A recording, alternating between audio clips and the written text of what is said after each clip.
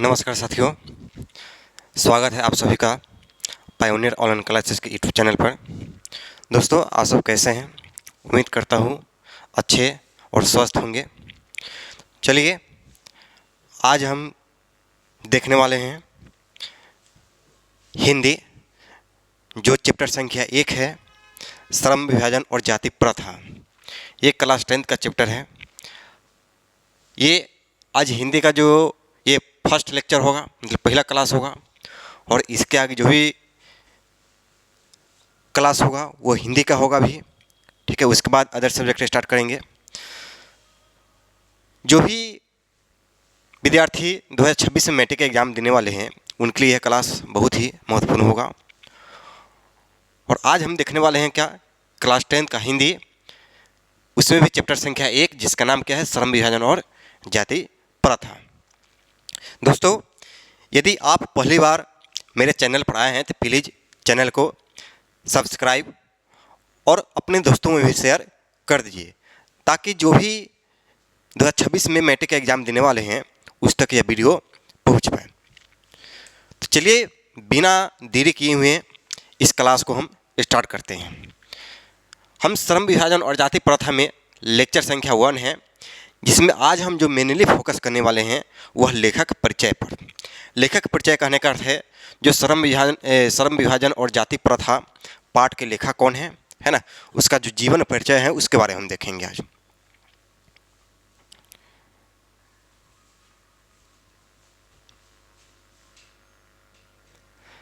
आप सभी जानते हैं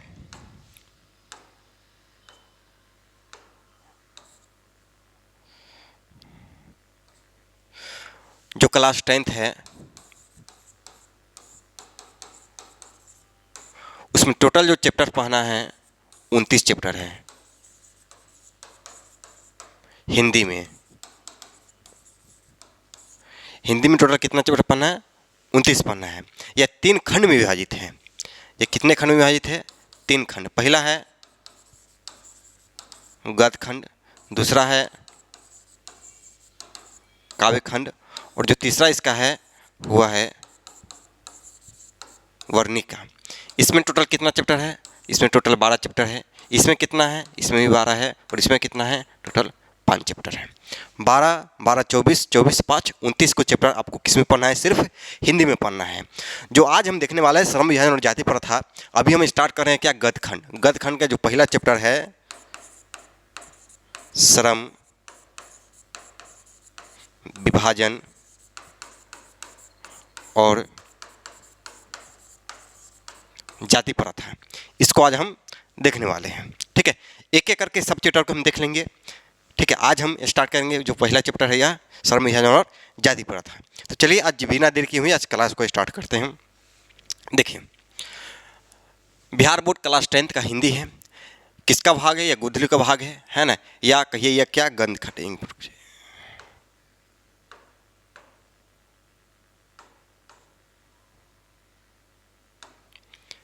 गोधली का भाग है या गद्य खंड। गद्य खंड में जो पाठ संख्या 1 है या चैप्टर संख्या 1 है, वो उसका नाम क्या है? श्रम विभाजन और जाति प्रथा। आज हम जो देखने वाले हैं वो क्या है? लेखक परिचय, ठीक है। तो चलिए,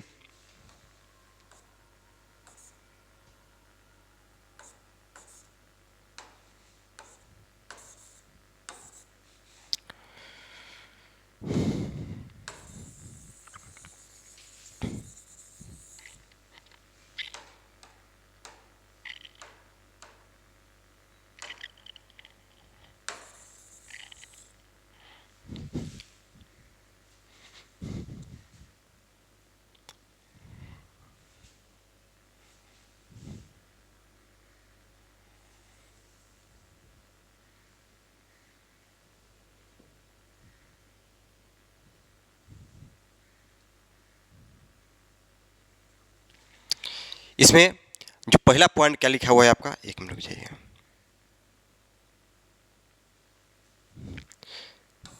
इसमें जो पहला पॉइंट है ये पूछा जाता है कि बताइए श्रम विभाजन और जाति प्रथा यह पाठ है, उसके लेखक कौन है?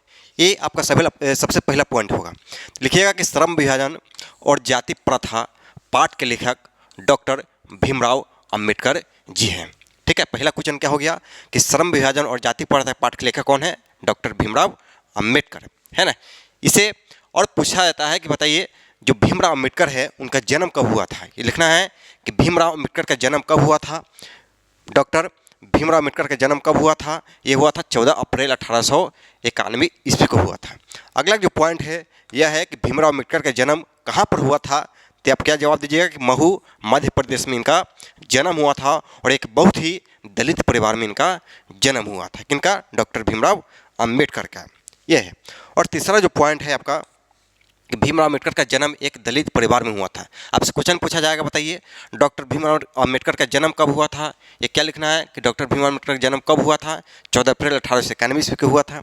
दूसरा एक क्वेश्चन पूछा जाता है कि बताइए श्रम विभाजन और जाति प्रथा पाठ के लेखक कौन है? डॉक्टर भीमराव अम्बेडकर। और भीमराव अम्बेडकर का जन्म कहाँ पर हुआ था? ये क्या है? यहाँ पर महू, कहाँ पर? मध्य प्रदेश में इनका जन्म हुआ था। अगला जो स्टार है ये देख लिए हैं कि भीमराव अम्बेडकर का जन्म एक दलित परिवार में हुआ था। ठीक है, और जो अगला स्टार है वह है कि भीमराव अम्बेडकर को बाबा साहेब के नाम से भी जाना जाता है। मोस्ट मतलब बहुत ही अच्छा ये जो स्टार है ये दिया हुआ है यहाँ पर। ये पूछा जाता है बार बार कि बताइए बाबा साहेब के नाम से जाना जाता है किसे? भीमराव अम्बेडकर को। बाबा साहेब के नाम से किसे जाना जाता है? भीमराव अम्बेडकर को जाना जाता है। ठीक है, इतना तक समझ में आया कि नहीं?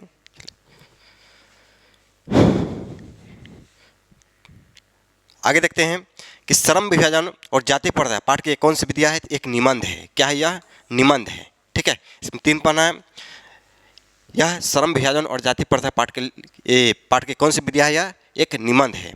आगे देखते हैं कि आगे लिखा हुआ है कि भीमराव अम्बेडकर को भारतीय संविधान के निर्माता भी कहा जाता है। यह बहुत मोस्ट वीवीआई है, ये सभी एग्जाम में पूछा जाता है कि भारतीय संविधान का निर्माता किससे कहा जाता है? डॉक्टर भीमराव अम्बेडकर को। डॉक्टर भीमराव अम्बेडकर को। ठीक है, आज इन्हीं का देन है, आज इन्हीं का देन है जो संविधान लिखा हुआ है इन्हीं ने लिखा हुआ था। ठीक है, इसलिए इन्हें भीमराव अम्बेडकर को भारतीय संविधान के निर्माता भी कहा जाता है।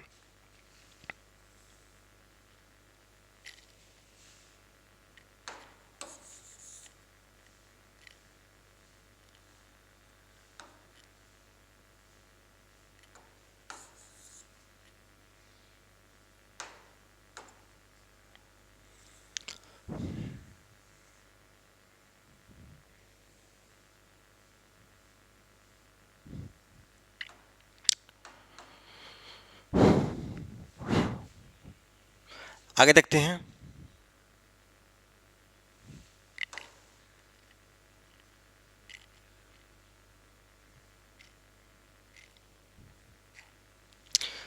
अगला जो स्टार है ओके, यहाँ पर देख लीजिए कि भीमराव अम्बेडकर को भारतीय संविधान का निर्माता भी कहा जाता है। अगला है कि प्राथमिक शिक्षा के बाद, प्राथमिक शिक्षा जो मिडिल स्तर का जो पढ़ाई होता है उनके बाद हाई शिक्षा के लिए, उस शिक्षा के लिए, है ना, अम्बेडकर जी बड़ौदा नरेश के प्रोत्साहन पर, बड़ौदा नरेश के प्रोत्साहन पर उच्च शिक्षा के लिए न्यूयॉर्क, और न्यूयॉर्क कहाँ पर पड़ता है? अमेरिका। फिर वहाँ से कहाँ चले गए? लंदन, मतलब इंग्लैंड चले गए। तो बहुत भैया क्वेश्चन यहाँ से पूछा जाता है कि प्राथमिक शिक्षा के बाद उच्च शिक्षा के लिए भीमराव अम्बेडकर ने किसके प्रोत्साहन पर कहाँ पर चले गए? अमेरिका या लंदन चले गए। तो किसके प्रोत्साहन पर? याद रखना है, बड़ौदा नरेश के प्रोत्साहन पर। इनके प्रोत्साहन पर डॉक्टर भीमराव अम्बेडकर ने मतलब प्राथमिक शिक्षा के बाद हाई शिक्षा के लिए, उच्च शिक्षा ग्रहण करने के लिए कहाँ पर चले गए? पहले गए न्यूयॉर्क। न्यूयॉर्क कहाँ पर पड़ता है? अमेरिका में। फिर वहाँ से कहाँ चले गए? लंदन, और लंदन कहाँ पर पड़ता है? इंग्लैंड में पड़ता है। आगे है कि भीमराव अम्बेडकर के चिंतन एवं रचनात्मकता के मुख्य 3 प्रेरक व्यक्ति थे। ठीक है, इनके चिंतन एवं रचनात्मकता के कितने प्रेरक व्यक्ति थे? मुख्य 3 प्रेरक व्यक्ति थे। पूछा जाता है कि कितने प्रेरक व्यक्ति थे? 3। ठीक है, वो तीनों का नाम क्या है? तो पहला का नाम क्या है? बुद्ध। दूसरे का नाम क्या है? कबीर। और तीसरा का नाम क्या है? ज्योतिबा फुले। अगला स्टार है कि बाबा साहेब का निधन दिसंबर 1956 में दिल्ली में हो गया था। ठीक है, इनका निधन कब हुआ था? 1956 ईस्वी में दिल्ली में हुआ था। और ये भी पूछा जाता है, यहाँ पर एक पॉइंट नहीं लिखा हुआ है, लिख लीजिएगा, ऊपर हम लिख देते हैं।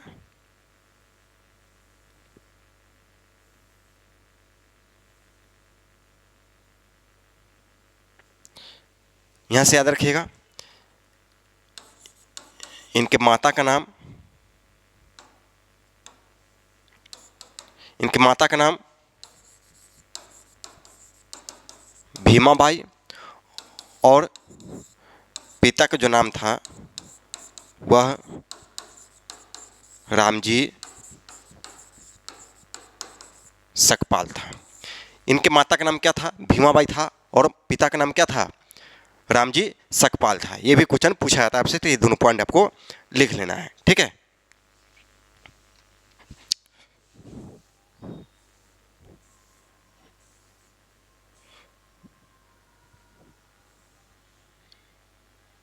ठीक है।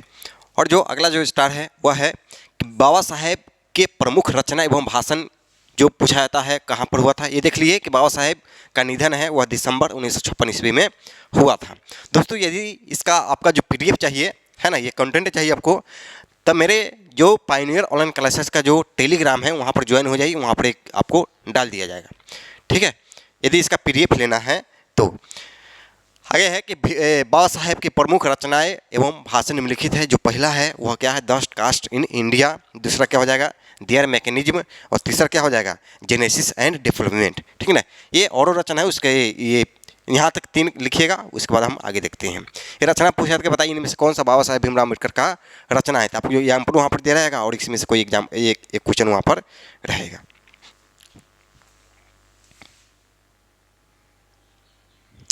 4 नंबर है the untouchables who are they, ये भी है।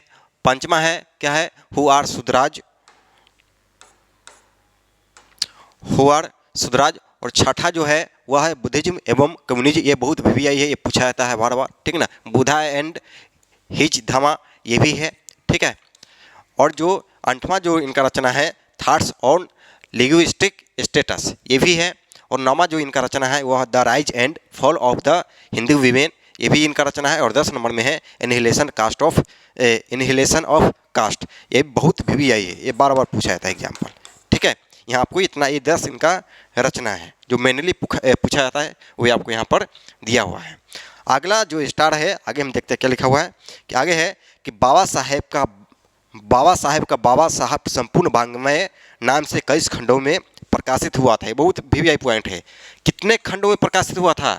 21 खंडों में। क्या प्रकाशित हुआ था? कि बाबा साहब संपूर्ण वाङ्मय है, कितने खंडों में प्रकाशित हुआ था? 21 खंडों में प्रकाशित हुआ था।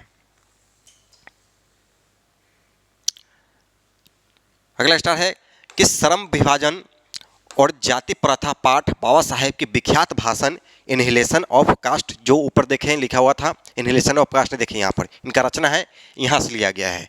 अभी जो हम पढ़ रहे हैं श्रम विभाजन और जाति प्रथा है, ये पाठ कहाँ से लिया गया है? तो इनहिलेशन ऑफ कास्ट से लिया गया है, ठीक है। श्रम विभाजन और जाति प्रथा पाठ बाबा साहेब के विख्यात भाषण खास इनहिलेशन ऑफ कास्ट से लिया गया है। अगला जो स्टार है वह इनहिलेशन ऑफ कास्ट का हिंदी रूपांतरण किसने किया था? वो किया था ललाई सिंह यादव ने किया हुआ था, याद रखना है, बहुत भी यह कुछ नहीं है, ठीक है। पूछा जाता है कि बाबा साहेब का जो रचना है इनहिलेशन ऑफ कास्ट, उसका हिंदी रूपांतरण किसने किया था? ललाई सिंह यादव ने किया हुआ था।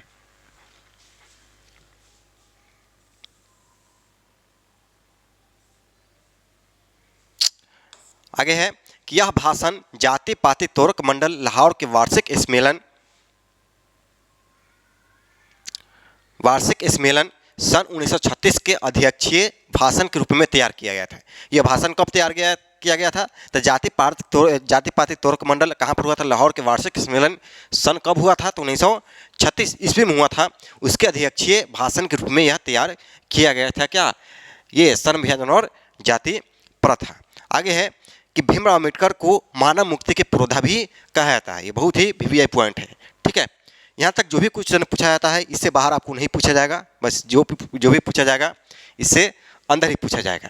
ये आपका जो है जो प्रथम पार्ट है, पहला पार्ट है जाति प्रथा और श्रम विभाजन, उसका जो इंट्रोडक्शन है मतलब लेखक परिचय है वो यहाँ तक खत्म हो गया। और जो अगला जो हम क्लास देखेंगे उसमें जो भी पहला पार्ट है श्रम विभाजन और जाति प्रथा, उसका जो विश्लेषण है पूरा, उसका कहानी देखेंगे क्या कहानी इसमें दिया हुआ है। यदि कहानी समझ जाते हैं तो उसका जो भी ऑब्जेक्टिव और सब्जेक्टिव क्वेश्चन होता है जो 2 नंबर और 5 नंबर 1 नंबर में पूछा जाता है वो सब आपको क्लियर हो जाएगा। तो अगला क्लास देखना मिस नहीं कीजिए, ठीक है। इससे यह फायदा हो कि आपकी जो भी क्वेश्चन होगा ऑब्जेक्टिव और सब्जेक्टिव वो पूरा क्लियर हो जाएगा, ठीक है। दोस्तों यह क्लास कैसा लगा? यदि क्लास अच्छा लगे तो प्लीज़ चैनल को सब्सक्राइब कर लीजिए, ताकि जो भी अगला आने वाला वीडियो हो उसका नोटिफिकेशन आप तक पहुंच सके, और अपने दोस्तों को भी शेयर कर दीजिए। ठीक है, आज तक इतना रह लेते हैं।